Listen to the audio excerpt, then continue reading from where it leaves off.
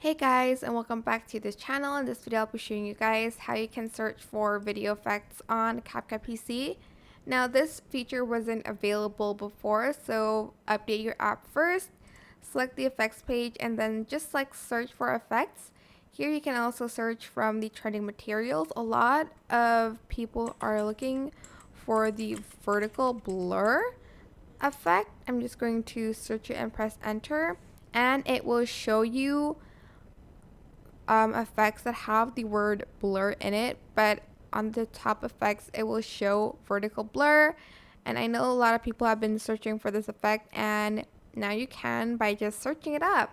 You don't have to, I guess, comment and try to ask where this effect is, because you'll just find it if you search using the search button. Sorry, the search tab.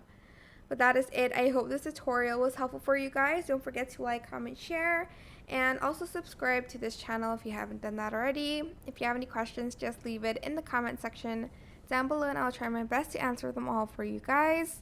And if you found this video helpful, please click the thanks button above the description box down below. Thank you so much for watching. Bye.